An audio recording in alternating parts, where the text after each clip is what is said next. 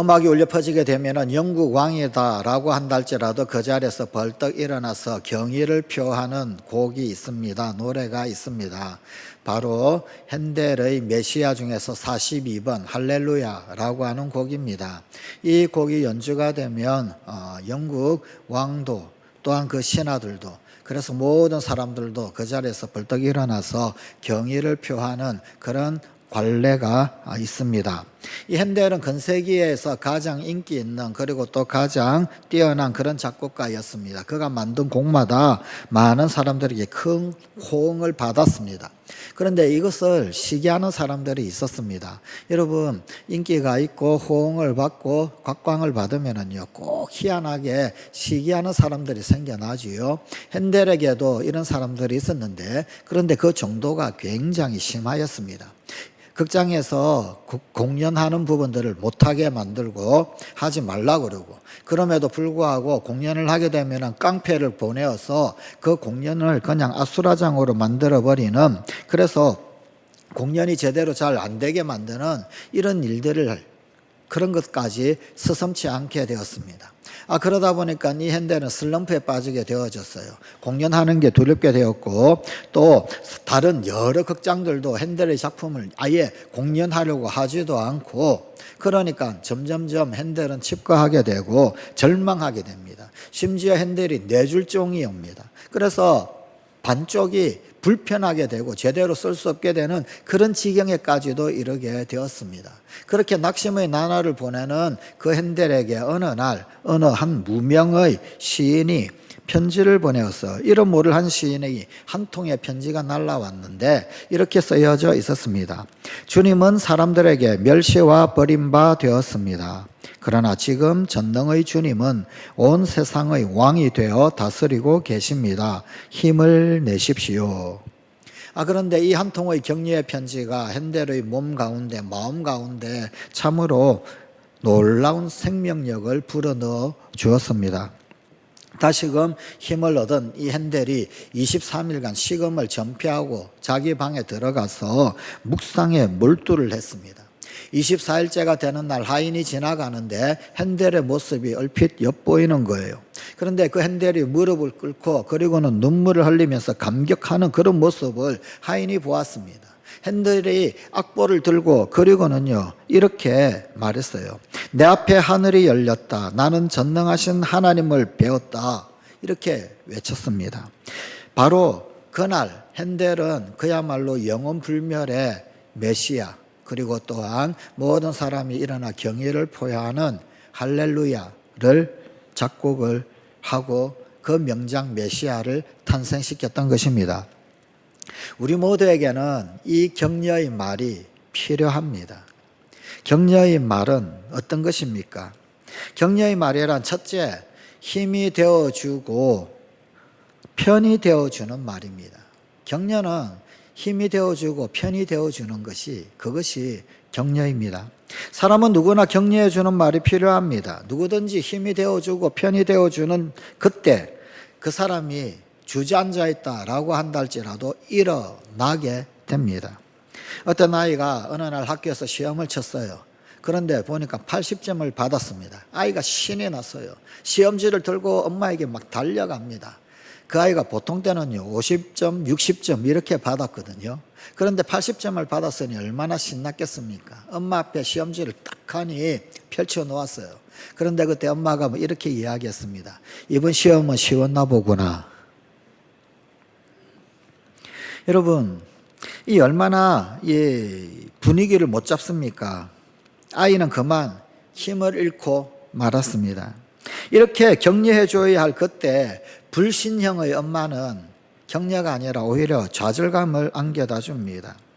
옆집 철수는 몇 점 받았어? 라고 말하는 비교형 엄마. 이것만 안 틀렸으면 100점도 받을 수 있었을 텐데 라고 하는 욕심형 엄마. 웬일이야? 오늘은 해가 서쪽에서 뜨겠네 라고 하는 조롱형 엄마. 이런 엄마들이 있습니다. 우리 춘천 성광교회는 없어요. 우리 말고 저기 다른 동네. 야, 잘했구나. 수고했다. 우리 아들. 그러면은요, 힘이 되고 편이 되어주는 거잖아요. 그러면은요, 더 힘을 얻고, 그래서 더 공부 열심히 하려고 하고, 그러는 게 인지상정 아니겠습니까? 그러면 아이는 또 엄마와도 더 좋은 관계를 유지할 수 있게 될 것입니다. 그런데 좌절감을 남겨다 주면 모든 좋은 것에 대하여 아예 싹을 싹둑 잘라버리게 됩니다.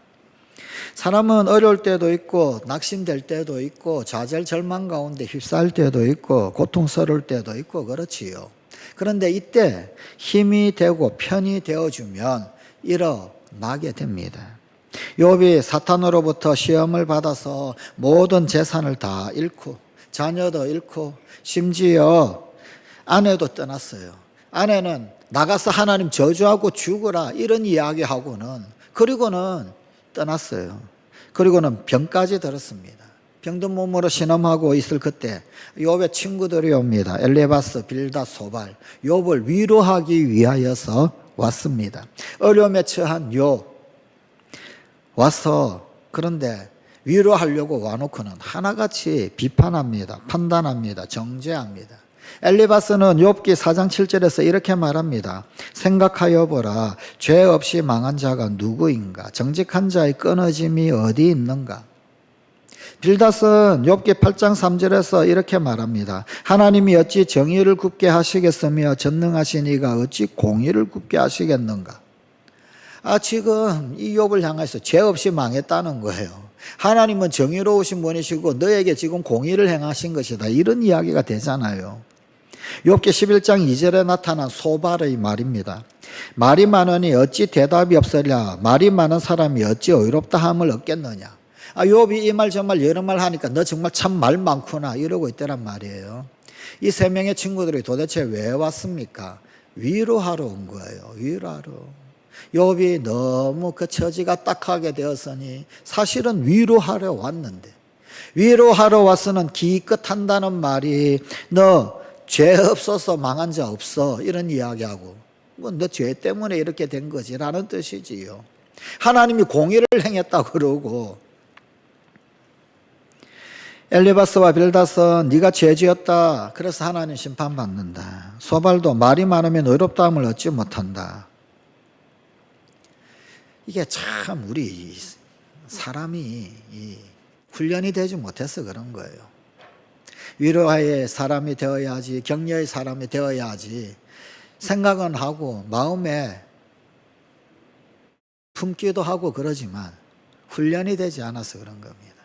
훈련이 되지 않으니까 기껏 위로한답시고 와가지고 한다는 말이 하나님 공의라고 그러고 기껏 위로하러 와놓고는 그러고는 툭 내뱉는 말은 죄 때문이다 그러고. 그래서 여러분 말은요 훈련해야 합니다. 훈련되지 않으면은 연습하지 않으면은 말 못해요. 말 못해요. 말 쉽다고요? 아니에요. 네. 여러분 평생에 갈고 닦아야 할 게 인격이죠. 그런데 그 인격이 말에서 드러나는 거거든요. 다시 말하면은요 평생에 갈고 닦아야 할 게 말입니다. 말.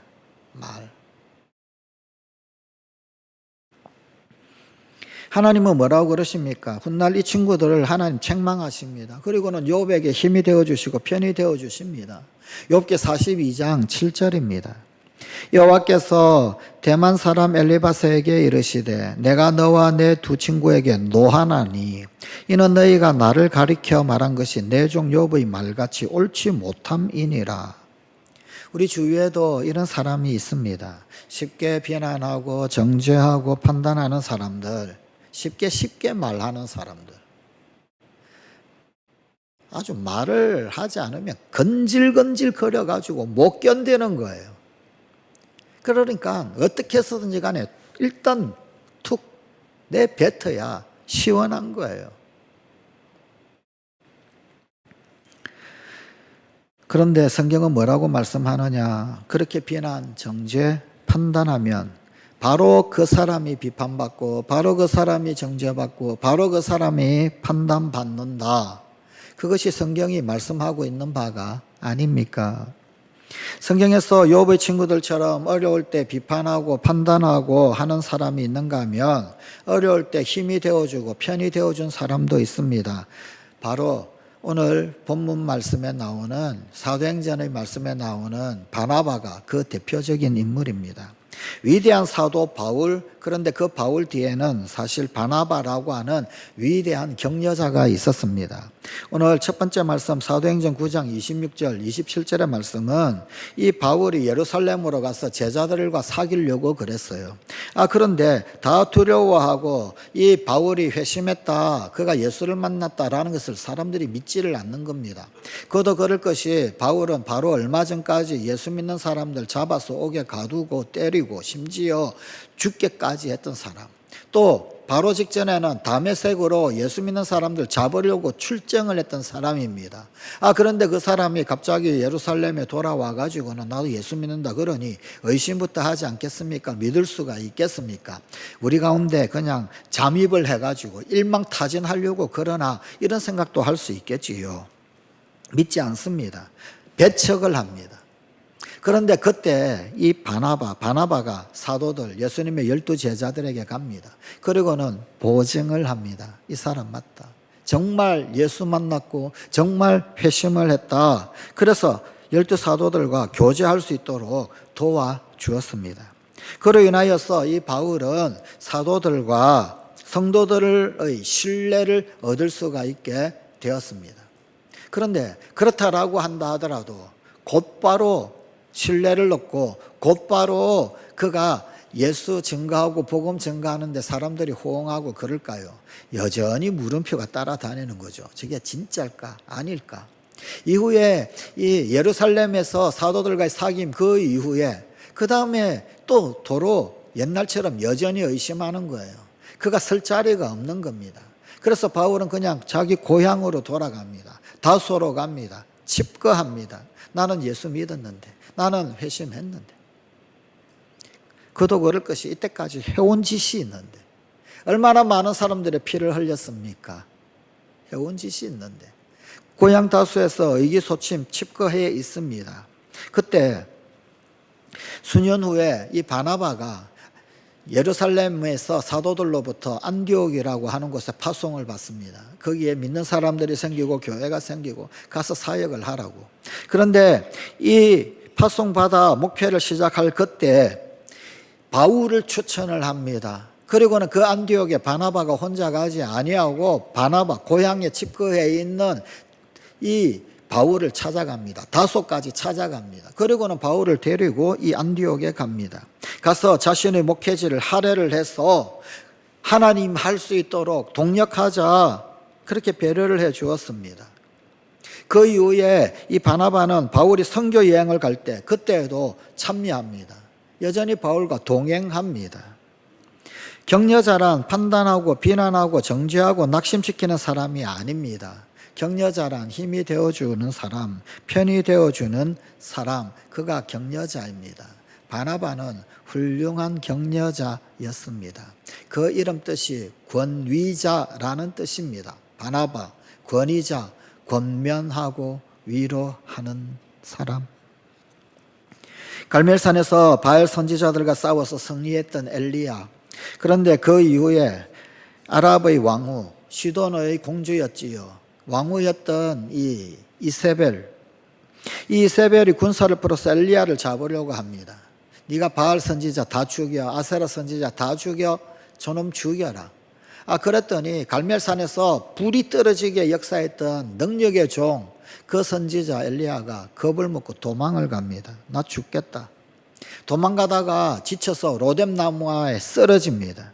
그 로뎀나무 아래서 그가 뭐라고 하소연을 했느냐면 하나님께 나 이제 죽여주세요. 죽기를 간구합니다. 그렇게 쓰러져 있을 때 그때 하나님이 천사를 보내주셔서 이 엘리야를 격려해 주셨습니다. 열왕기상 19장 5절 6절입니다. 로뎀나무 아래에 누워 자더니 천사가 그를 어루만지며 그에게 이르되 일어나서 먹으라 하는지라. 본즉 머리맡에 숯불에 구운 떡과 한 병 물이 있더라. 이에 먹고 마시고 다시 누웠더니 천사가 만들어준, 천사가 전달해준 따뜻한 빵, 그리고 음료를 마시고, 그리고는 또다시 또 쓰러졌어요. 또 자는 거예요. 그때 여호와의 천사가 또 다시 와서 어루만지며 이르되 일어나 먹으라. 내가 갈 길을 다 가지 못할까 하노라. 열왕기상 19장 7절은 이렇게 기록을 합니다. 엘리야가 천사가 구워준 빵을 먹고 물을 다시 마시고 그리고는 힘을 얻습니다. 그리고는 40주 40야를 갑니다. 그래서 하나님의 산 호렙산에 이르게 되었습니다. 욥의 편이 되어주고 힘이 되어주셨던 하나님. 그런데 그 하나님은요, 엘리야에게도 역시 마찬가지 힘이 되어주시고 편이 되어주신 하나님이십니다. 그런데 그 하나님은 우리가 지치고 고날 때 그때도 우리의 힘이 되어주시고 편이 되어주십니다. 이사야서 41장 10절의 말씀입니다. 두려워하지 말라. 내가 너와 함께함이라. 놀라지 말라. 나는 내 하나님이 됨이라. 내가 너를 굳세게 하리라. 참으로 너를 도와주리라. 참으로 나의 의로운 오른손으로 너를 붙들리라. 나를 굳세게 해주시고 나를 붙들어 주시고 나를 도와주시는 하나님이십니다. 이사야서 43장 2절입니다. 내가 물 가운데로 지날 때 내가 너와 함께 할 것이라. 강을 건널 때 물이 너를 침몰하지 못할 것이며 내가 불 가운데로 지날 때에도 타지도 아니할 것이요 불꽃이 너를 사르지도 못하리니. 언제 어느 때나 나와 함께 하시는 하나님, 우리와 함께 하시는 하나님이십니다. 천사를 보내어서 격려하셨던 그 하나님, 기쁠 때나 슬플 때나 강을 지날 때나 항상 함께 하시겠다라고 하셨던 그 하나님, 그 하나님이 이제 육신의 모습으로 예수라는 이름으로 이 땅 가운데 오셔서 역시 우리의 격려자가 되어주셨습니다. 그분은 이 땅 가운데 계시면서 힘없고 연약한 자, 따돌림 받는 자, 멸시당하는 자, 왕따 된 자들, 고통 속에 있는 사람들, 그들의 친구가 되어주셨습니다. 예수님의 별명은 죄인의 친구예요. 세리의 친구입니다. 창기의 친구입니다. 그분에게 따라다녔던 별명은 죄인, 세리, 창기의 친구라고 하는 별명이었습니다. 그분은 힘이 되어주시고 편이 되어주시는 그런 분으로서 우리 가운데 오셨습니다. 그리고 그분이 땅 가운데서 떠나시면서 또 다른 보혜사를 너희에게 주사 영원토록 너희와 함께 있게 하리니 라고 하셨습니다. 우리와 함께 하시겠다라고 하셨던 하나님, 정말 우리와 함께 하시기 위하여서 이 땅 가운데 육신을 입고 오신 그분이 또한 이 땅을 떠나면서 너희와 함께 하시도록 보혜사를 보내신다, 그런 말씀을 하셨습니다. 예수님이 부활하시고 승천하시고 난 이후에 보혜사 성령께서 이 땅에 오셨습니다.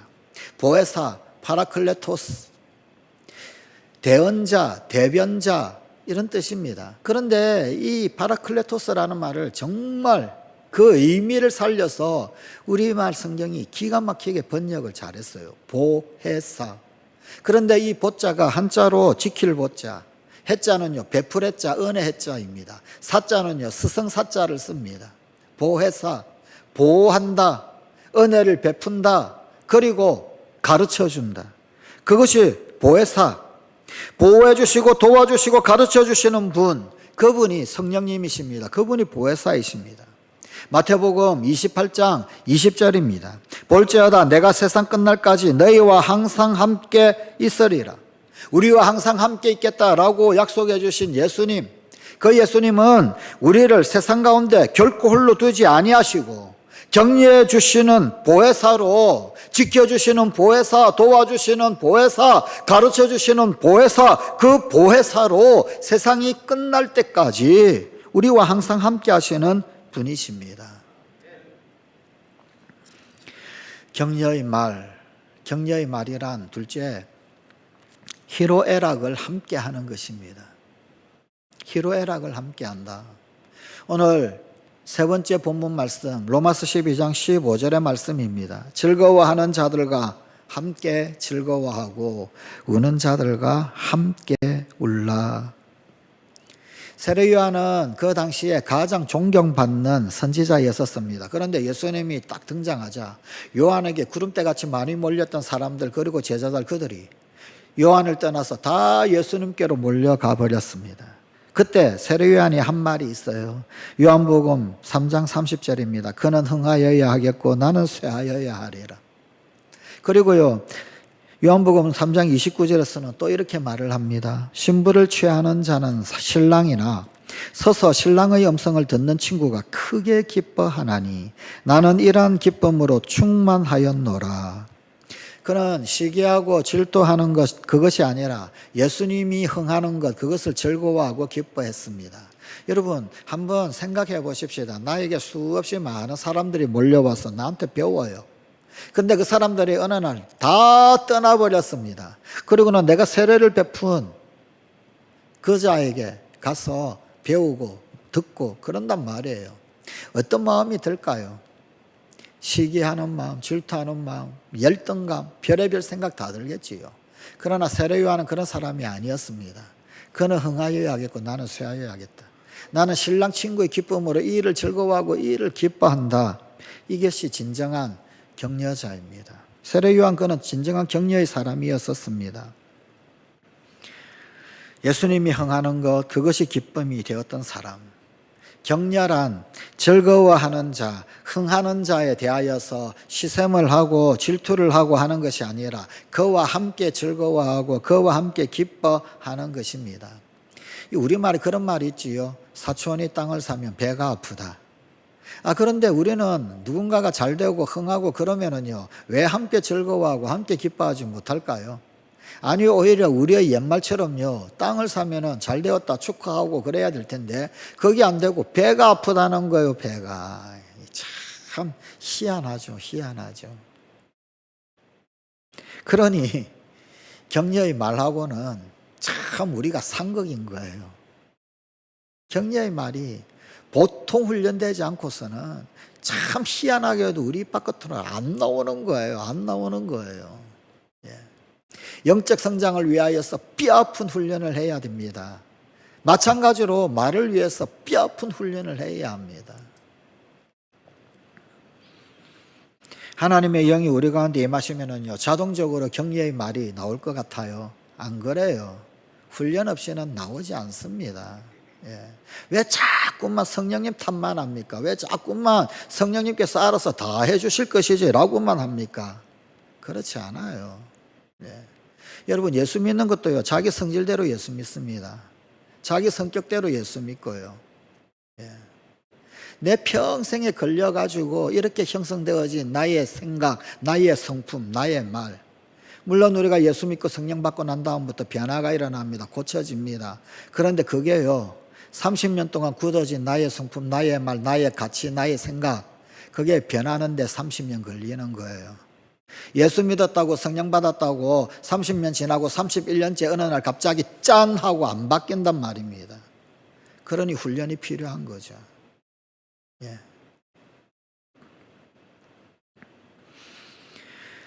요한복음 19장 25절 26절에 이런 말씀이 있습니다. 예수의 십자가 곁에는 그 어머니와 이모와 글로바의 아내 마리아와 막달라 마리아가 섰는지라. 예수께서 자기의 어머니와 사랑하시는 제자가 곁에 서 있는 것을 보시고, 예수님께서 십자가 고통을 당하실 때, 실험하실 때 죽음의 문턱으로 점점 더 가까이 가시는 생의 그 마지막 순간, 어머니 마리아, 이모, 글로바의 아내 마리아, 막달라 마리아, 그리고 제자 요한, 그들이 예수님 십자가 밑에서 예수님 그 고통당하는 장면 가운데 함께 있었던 5사람입니다. 오병이어의 기적을 베푸셨을 때 남자 장정만 5천 명이 몰려왔었어요. 구름대같이 많은 수많은 사람들이 있었습니다. 그들 다 떠나버렸습니다. 예수님께서 이적을 행하시고 기적을 행하시고 기사를 행하실 때 얼마나 많은 사람들이 열렬히 환호했는지 모릅니다. 그 환호했던 군중들도 다 떠나버렸습니다. 심지어 늘 함께 동거동락했던 12제자들, 그들도 다 도망가고 뿔뿔이 흩어져 버렸습니다. 그 자리에 있었던 사람은 이 5사람. 그들이 남아 예수님의 신음소리를 들으면서 함께 십자가의 고통을 나누었습니다. 격렬한 눈물과 고통을 함께 나누는 것입니다. 격렬한 기쁨과 즐거움을 함께 나눌 뿐 아니라 눈물도 고통도 함께 나누는 것. 그것이 격려입니다. 미국의 아이젠하워 대통령은 군인 출신 대통령이었습니다. 그가 군에 있을 때 수년째 소령에서 진급이 되지 않습니다. 그의 동기들은 중령으로 혹은 아니면 대령으로 진급이 되는데 그런데 이 아이젠하워는 계속해서 소령으로 있는 거예요. 그러니까 본인이 얼마나 고통이었겠습니까? 동기들은 다 진급했는데 나는 왜 이럴까? 가족 보기가 민망하고 아마도 정말 살맛이 나지 않았을 것입니다. 이런 남편을 두면 어떻게 해야 할까요? 대부분의 아내들, 부인들은 당신은 도대체 왜 진급을 못해요? 다른 사람들은 다 진급하는데 우리 춘천 성관교회 말고요. 여기 말고 저기 다른 곳에 이렇게 생각하기가 쉽습니다. 말하기도 쉽고 설령 그런 말 하지 않았다 할지라도 그런 생각으로 남편을 그렇게 대하는 그런 경우가 많습니다. 그의 부인도 그런 식으로 남편을 대했다? 그렇다라고 그런다면은 아이젠하워의 대통령, 그 대통령 탄생은 되지 않았을 것입니다. 이 아이젠하워의 부인 매미 여사인데 이분이 뭐라고 그랬느냐면은 이렇게 말했습니다. 여보, 전 당신을 믿어요. 진급은 생각하지 말고 교육의 1인자만 되세요. 반드시 당신에게 기회가 올 거예요. 아이젠하워는 교육 장교였습니다. 그래서 교육의 1인자만 되세요. 그런 거예요. 이 아이젠하워가 아내의 말에 큰 위안을 얻었습니다. 그래서 군사 교육에만 전념합니다. 이후에 이 아이젠하워는요, 이 군사 교육, 거기에 마침내 군에서 인정받는 1인자가 됩니다. 군사 교육의 1인자, 아이젠하워다. 이때부터 고속 승진이 됩니다. 중령 대령은 물론이고 별까지 달게 됩니다. 장군이 됩니다. 해군 사령관을 역임을 하고요. 마침내는 미합중국 대통령이 되었습니다. 세계적인 기독교 상담가 폴 트루니에 있지요. 죽음의 수용세서라고 하는 책을 쓴 기독교 상담을 공부를 하면은 이 폴 트루니에를 겪어보지 않고는 이 이름을 듣지 않고서는 상담을 공부하기 어려울 정도의 대가입니다. 그런데 이 폴 트루니에가 기독교 상담을 말할 때 가장 먼저 등장하는 그런 사람인데 심리학과 상담학을 결합시켰어요. 그의 원래 본 직업은 의사였었습니다. 그런 어떤 상담과 심리를 결합시킨 학자이고 또 그의 치료법을 인격치료라고 불리워집니다. 그런 어떤 인격치료의 선구자적인 그런 역할을 담당하는 사람, 의미요법으로 유명을 하지요. 그런데 이 사람 사실 이 폴 트루니에 그의 이 과거를 보면 좀 생각이 달라집니다. 폴 트루니에는 어릴 때 부모님을 잃습니다. 일찍 잃어요.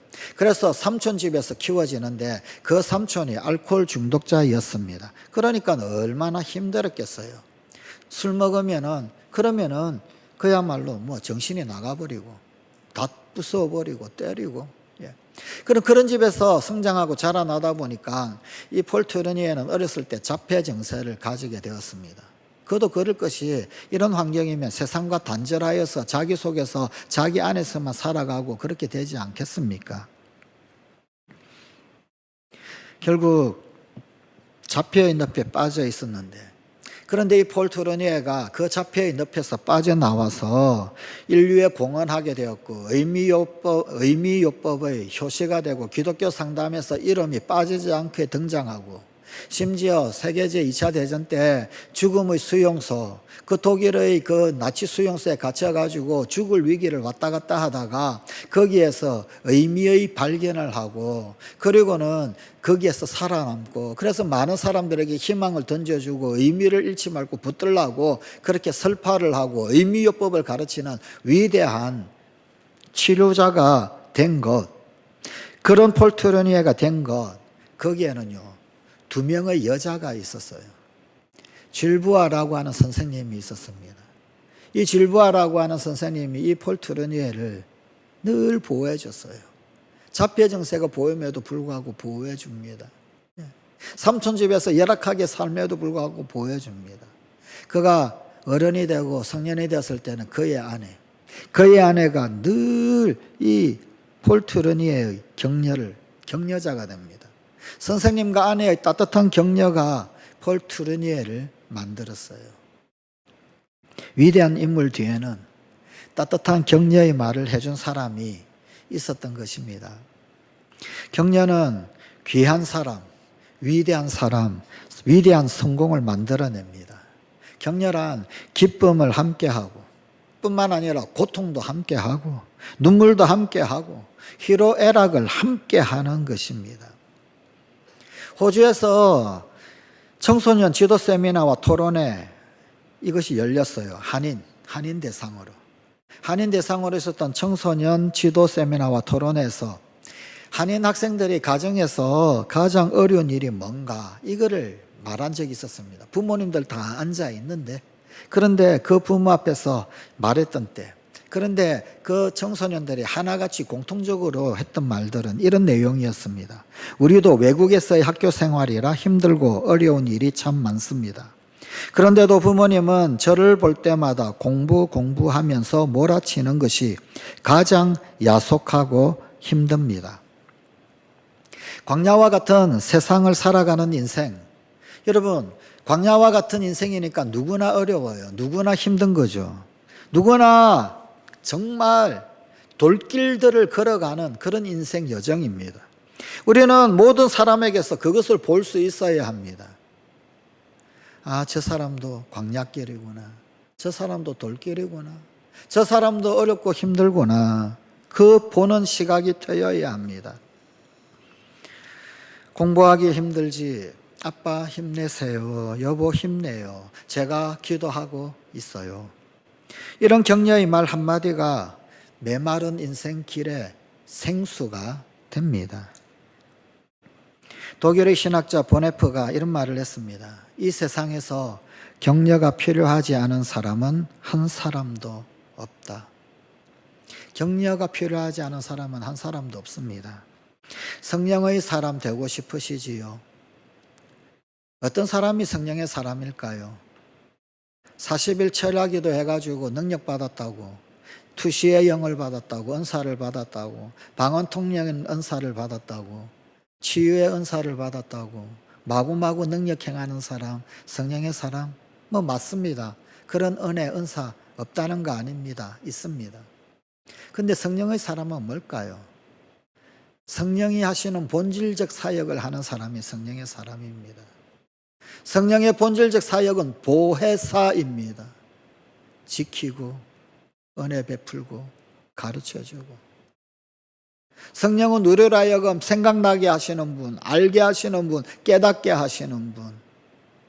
그 성령의 다른 이름은 파라클레토스, 대변자입니다. 나를 대변해 주시는 분. 다른 말로 나의 위로자란 말입니다. 성령의 사람은 격려의 사람이에요. 물론 능력 받아서 은사 행하고 병 고치고 그것도 성령의 사람입니다. 그런데 저는 많이 만나봤습니다. 계시한다 그러고 통변한다 그러고, 그런데 성격은 정말 희한한 사람들도 많아요. 정말 이상한 사람 많아요. 하나님 앞에 덜 단련되어지고 덜 훈련되어지고 덜 다듬어져 가지고 그저 그냥 은사만 행하고 그저 그냥 능력만 행한다고 그러고 그저 기도만 한다고 그러고, 그런데 엄청나게 많은 사역을 하는데 그 사람 주변에는요 늘 상처받는 사람들이 생겨요. 진정한 성령의 사람은 위로하는 자이고 격려하는 자입니다. 보호하는 자이고 지키는 자입니다. 깨닫게 하는 자. 격려의 말이란 성령의 사역을 말로 하는 거예요. 우리가 성령의 사람이잖아요. 성령 받은 사람이잖아요. 그러면은 이제 정말 성령의 사람처럼 살아야죠. 격려의 말을 하십시다. 격려의 말이란 힘이 되어주고 편이 되어주는 말입니다. 격려의 말이란 희로애락을 함께하는 것입니다. 하나님이 이 복된 말을 우리에게 맡기셨습니다. 제가 늘 당신을 위해서 기도하겠습니다. 하나님이 당신과 함께 하십니다. 나는 당신 편입니다. 힘내세요. 이제 이 놀라운 성령의 말을 우리에게 맡기신 주님의 깊으신 그 뜻을 좀 깨달아 아십시다. 그래서 성령의 말을 하고 격려의 말을 하는 우리 성관가족이 되십시다. 기도하십시다. 하나님, 성령의 사람 되고 싶습니다. 성령께서 하시는 그 사역 하고 싶습니다. 힘이 되어주고 편이 되어주고 기쁘고 즐거울 때뿐 아니라 슬프고 고통스러울 때도 함께하는 그 격려의 말의 주인공 우리 성관가족이 되게 하여 주시옵소서. 우리 주 예수님 이름으로 기도드리옵나이다. 아멘.